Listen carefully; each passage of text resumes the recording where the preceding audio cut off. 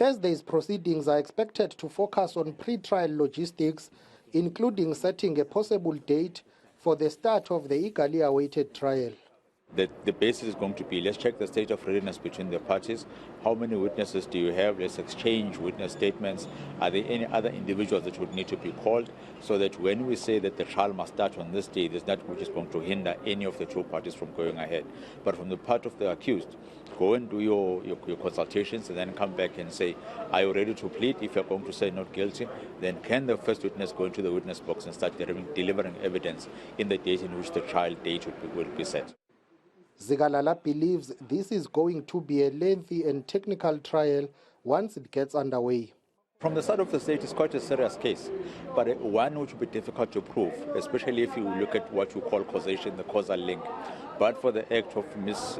Zuma, these are the occurrences or the situation that took place on that day.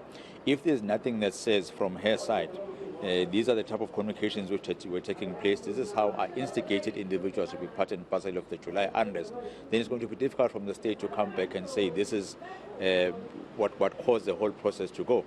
Most importantly, remember that in South Africa we have freedom of expression. You can go on Twitter and whatever platform and state whatever that you want to state, just as long as it does not border in the line of inciting anybody else.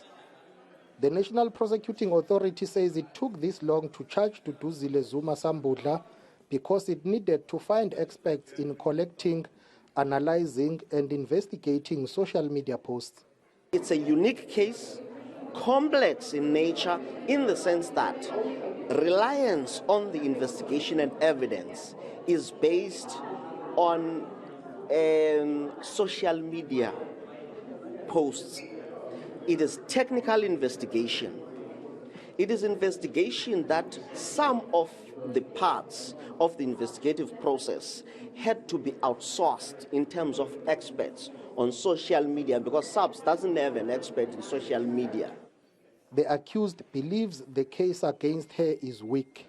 My conduct was only informed by my particular sense of outrage at the injustice meted out on my own father. This went much further than the objections of his political supporters and millions of other peace and justice-loving South Africans who, like me, did not participate in any acts of public violence, either directly or indirectly. I also hold the strong view that the charges are malicious and politically motivated.